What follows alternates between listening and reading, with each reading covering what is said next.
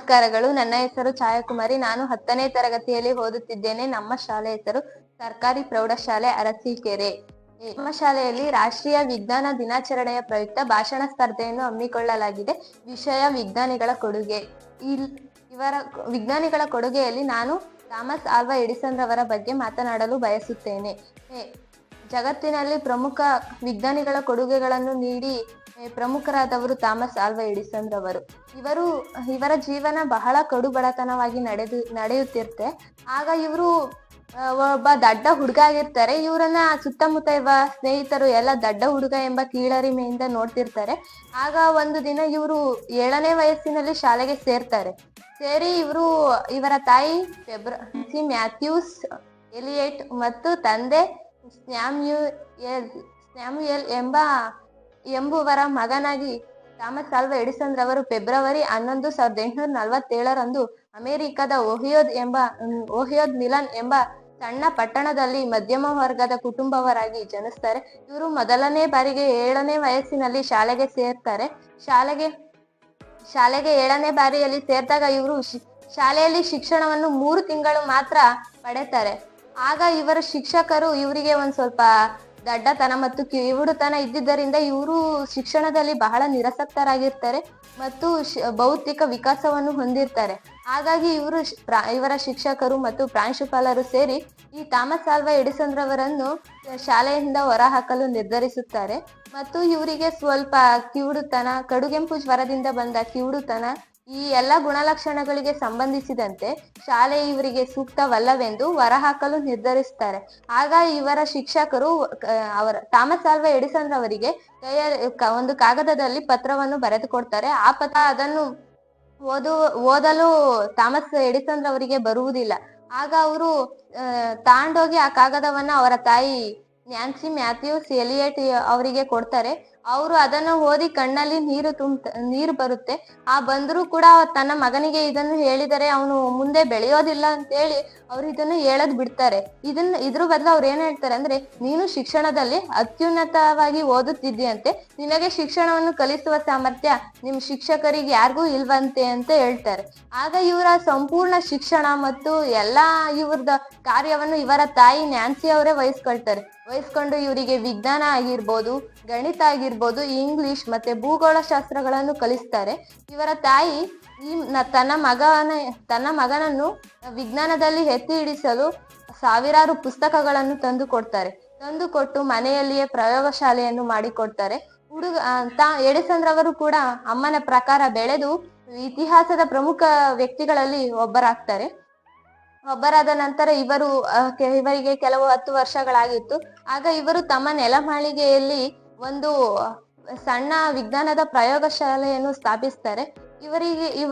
Edison ಮತ್ತು Edison ತಂಡದವರಲ್ಲಿ ಅನೇಕ ಕೆಲಸಗಾರರು ಮತ್ತು ಇವರೆಲ್ಲ ಸೇರ್ಕೊಂಡು ಬಲ್ಬ್ ಅನ್ನು ಸಂಶೋಧನೆ ಮಾಡ್ತಾರೆ.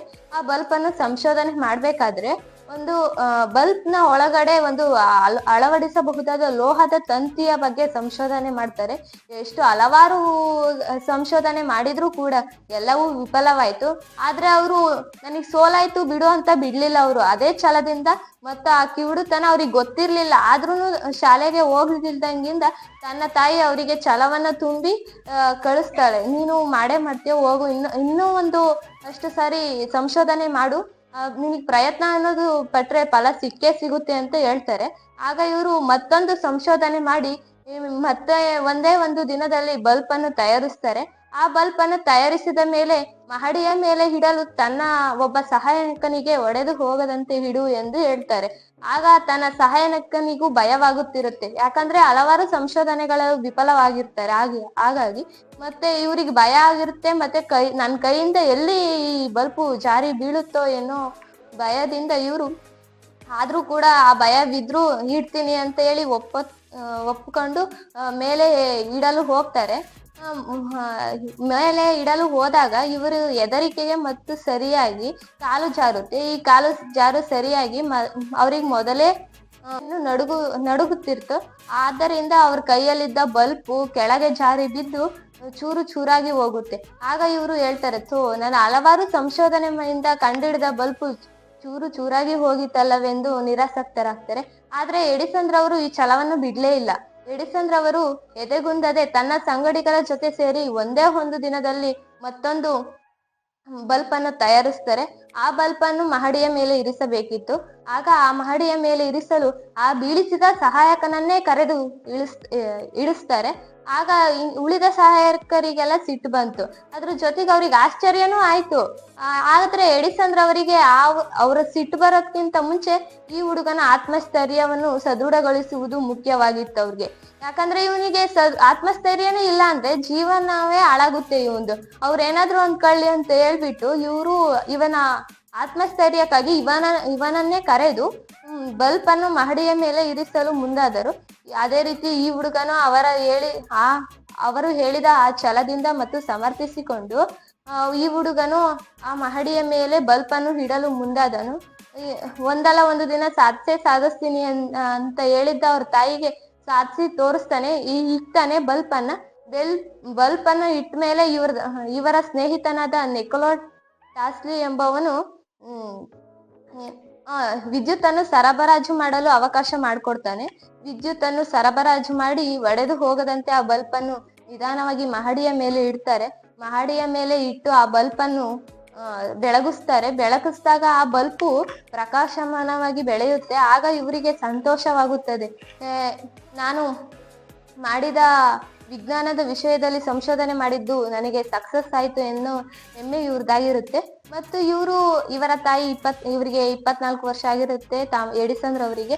ಆಗ ತಾಯಿ ನಾನ್ಸಿ ಅವರು ತೀರೋದಾಗ ಇವರು ಮನೆಯಲ್ಲಿ ಹೋಗಿ ಕುಳಿತುಕೊಂಡಾಗ ಅವ್ರ ಕಣ್ಣಿಗೆ ಒಂದು ಕಾಗದ ಬೀಳುತ್ತೆ. ಆ ಕಾಗದದಲ್ಲಿ ಬರ್ದಿದ್ದನ್ನ ಓದ್ತಾರೆ ಅವರು. ಆ ಕಾಗದದಲ್ಲಿ ಅವ್ರಿಗೆ ಗೊತ್ತಿರಲ್ಲ ಅವತ್ ಬರ್ದಿದ್ದು, ಅವ್ರಿಗೆ ಓದಕ್ಕೂ ಸಹ ಬರ್ತಿರ್ಲಿಲ್ಲ ಆಗ.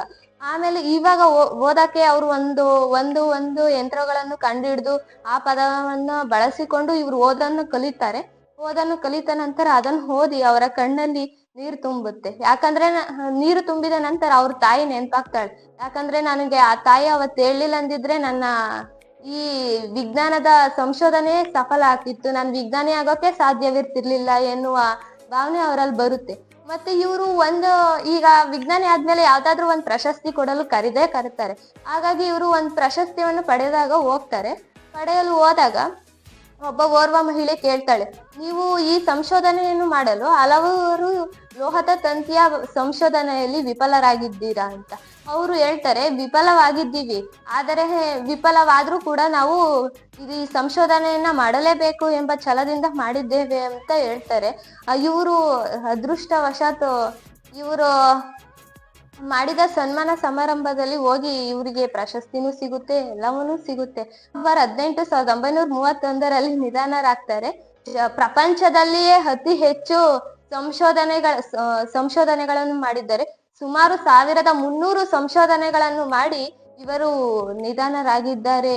ಮತ್ತು ಇವ್ರ ಬಗ್ಗೆಯಿಂದ ನಾವೇನ್ ತಿಳ್ಕೊಬಹುದು ಅಂದ್ರೆ, ಸೋಲು ಎನ್ನುವುದು ಸಹಜ, ಯಶಸ್ಸಿಗೆ ದಾರಿ ಮಾಡಿಕೊಡುತ್ತೆ. ಮತ್ತಿನಲ್ಲಿ ಸೋಲಿನಿಂದ ಯಶಸ್ಸಿನತ್ತ ತಿರುಗಿದ ಪ್ರಮುಖ ವ್ಯಕ್ತಿಗಳನ್ನು ನೋಡ್ಬೇಕಾದ್ರೆ ನಾವು ಥಾಮಸ್ ಎಡಿಸನ್ ರವ್ರನ್ನ ನೋಡ್ಲೇಬೇಕು ಎಂದು ಹೇಳುತ್ತಾ, ಸಾಧಿಸುವ ಸ್ಫೂರ್ತಿಯಲ್ಲಿರುವ ನಿಮಗಿದು ಅಥವಾ ಆದರ್ಶವಾಗಲಿ ಎಂದು ಹೇಳುತ್ತಾ ನನ್ನ ಪುಟ್ಟ ಭಾಷಣವನ್ನು ಮುಗಿಸುತ್ತೇನೆ. ಧನ್ಯವಾದಗಳು.